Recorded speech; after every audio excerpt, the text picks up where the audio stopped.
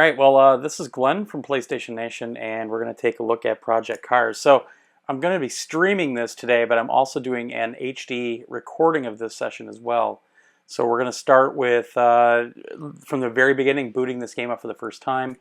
We're going to take a look at the first race you have to take, what options you have, all the things that you can change. We'll take a look at the different tracks available, the different cars available.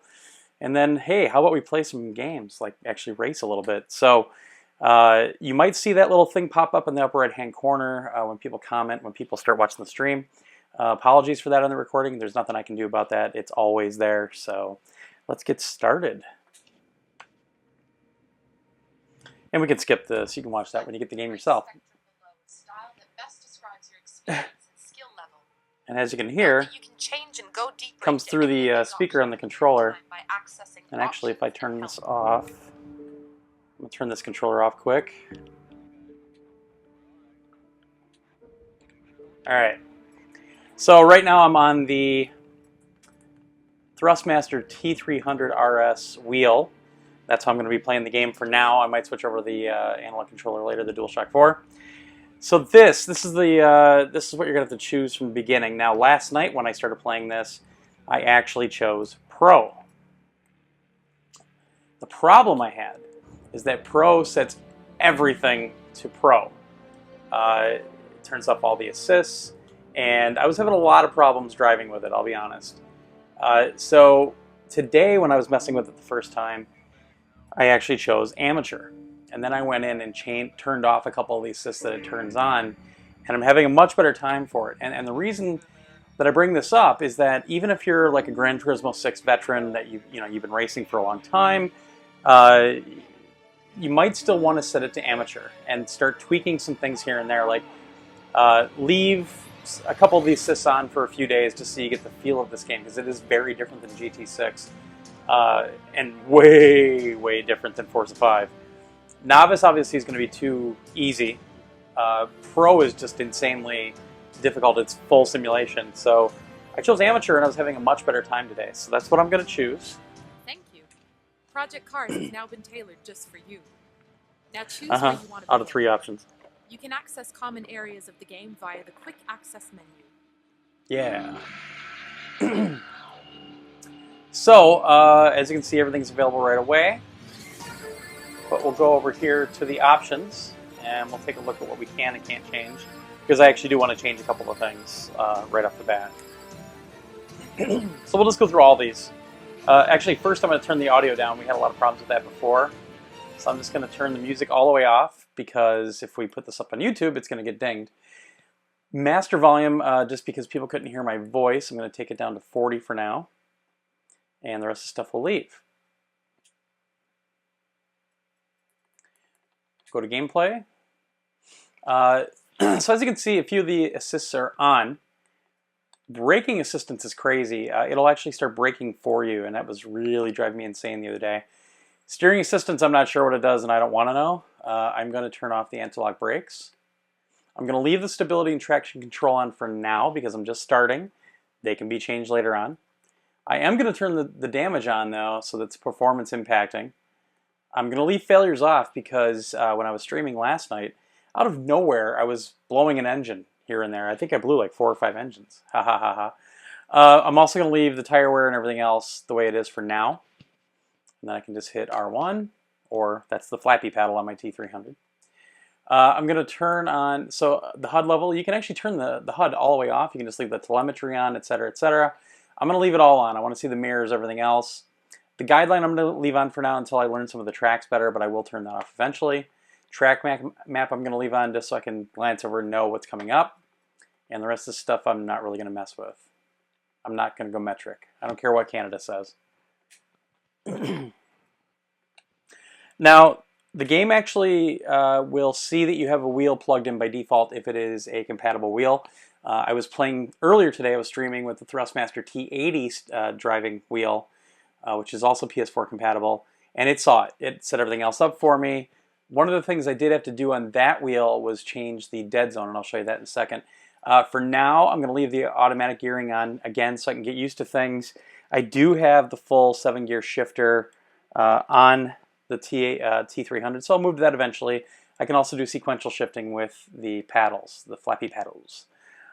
Inverted gearing for the sequentials, a lot of people like that as well, so it's good that you have an option for that.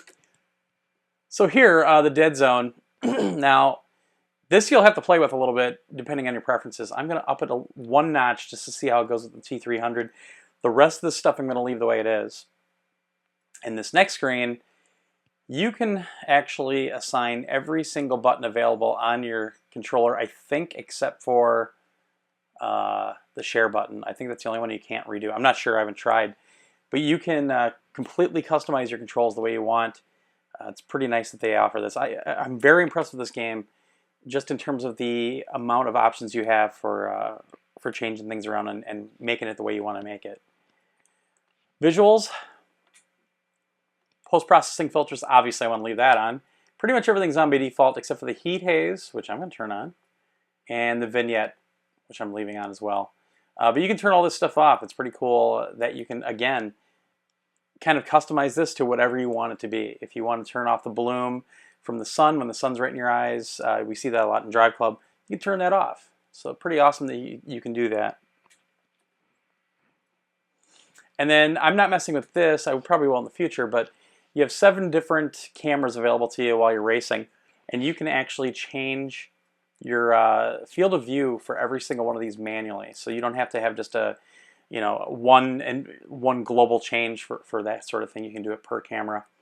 You can also change it so that when your speed increases, you can make it so that your field of view kind of tightens up, like you saw in the grid games, and also one of the Need for Speeds. I have that off. I don't really like that right now. I might turn it on in the future, but I'm not a big fan of it. And also movement for like high-speed shake, they say. So when you get up to higher speeds, if your vision actually starts shaking a little bit. Again, yeah, it's ultra realism. I don't need that much realism right now. G-force effect as well. You'll start blacking out if you have really high Gs. Show helmet. There are a couple of helmet cams. You'll actually see the helmet on your head. You can turn that on and off, which again is really kick-ass. Sorry, had to have a beverage. Okay, so all my options are done. And I'm going to back out. And let's take a look at the cars that are available. So first I'm just going to go to my garage and show you. Yeah. So you can actually create a setup per car. You can create multiple setups for cars. So kind of like Gran Turismo 6 where you have the 3 tabs and you can have different setups for different things. I'm not really messing with this yet, but I'll show you what you can do. So you can actually have the tire compound automatic by weather, or you can change things around to whatever you want. They have presets up here. I'm going to leave it to that for now. As you can see, tire pressure for each individual tire. Brake pressure, you can change the brake balance. Again, kind of like in Gran Turismo, that you can do all that. So again, a lot of things that you can change. Force feedback as well. You can actually change the force feedback if you want, depending on the device you're using.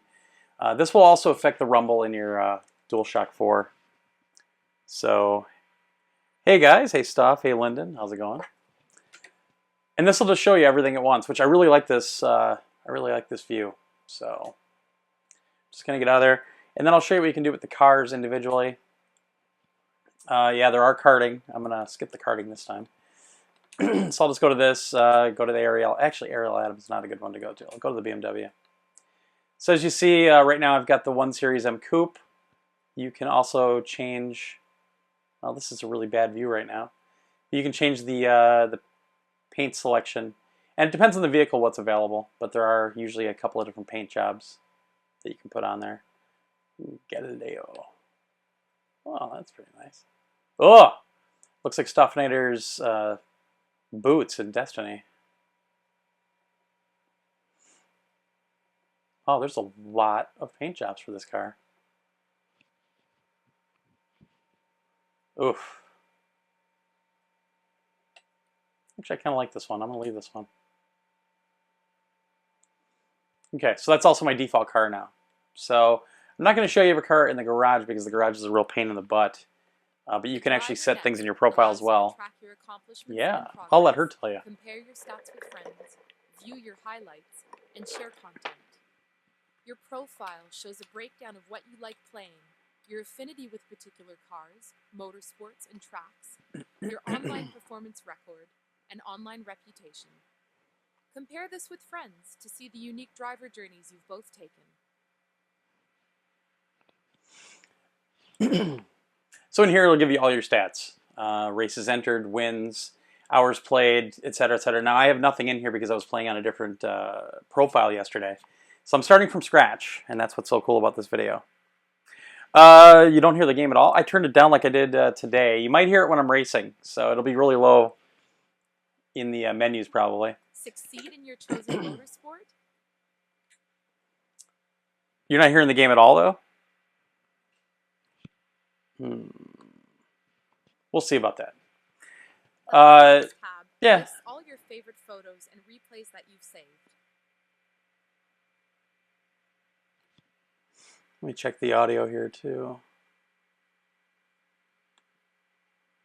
Okay.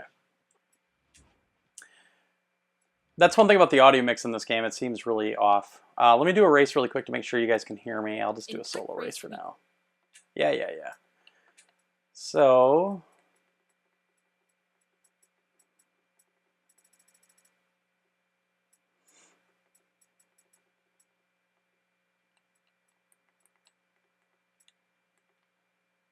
there we go. Sonoma Raceway, what the hell.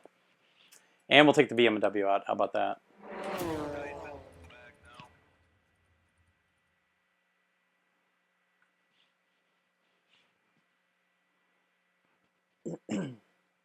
I did turn all the music off so we don't get dinged on YouTube, so that's why you don't hear anything in the load screens.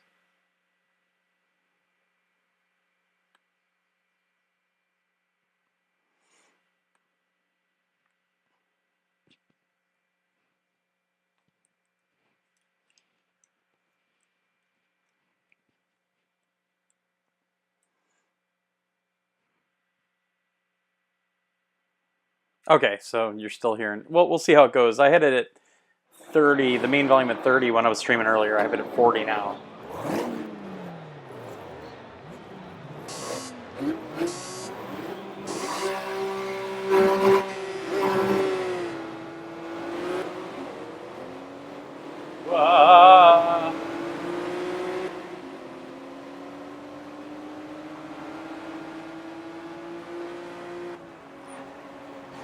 Whoa.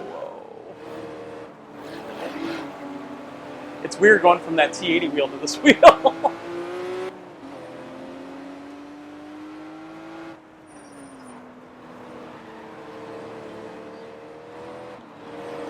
Well, I'm just going to lunge up here.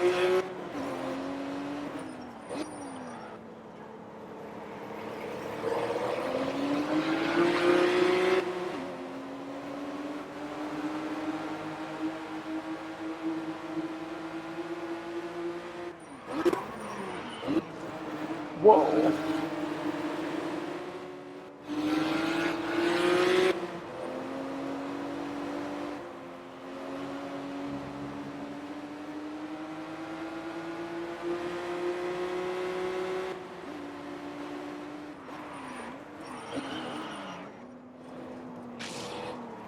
Ah! Ah! Whoa! Really? Wow.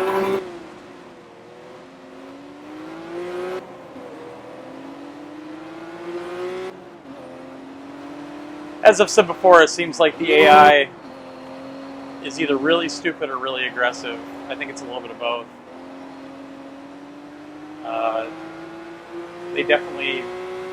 I don't know if they're trying to spin you out or if they're just too stupid to back off. I get spun out from behind quite a bit. Jeez, I might take this dead zone down to 1 again. Come on, turn.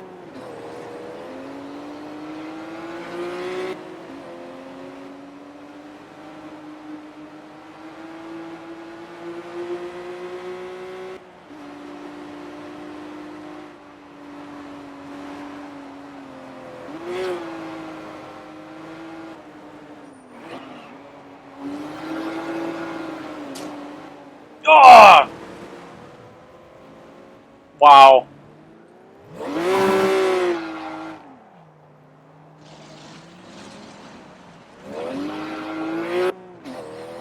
So there you have it. It got spun out again.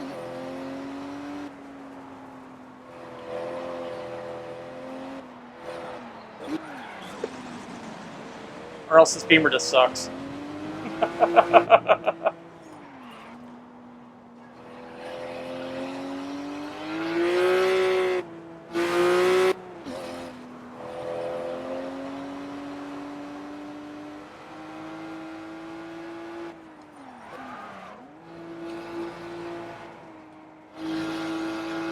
Or I picked the wrong track for this beamer. How about that?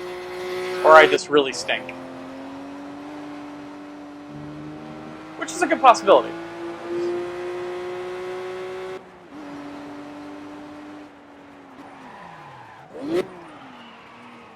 Wow. It doesn't brake very well, I'll say that.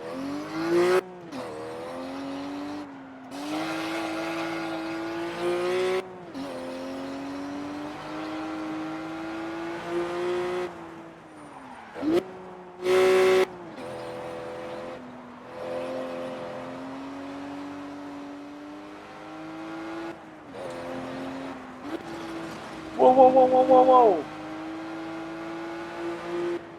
Yeah, I'm definitely going to change the dead zone back to what it was. I don't think I need to mess with that on this wheel.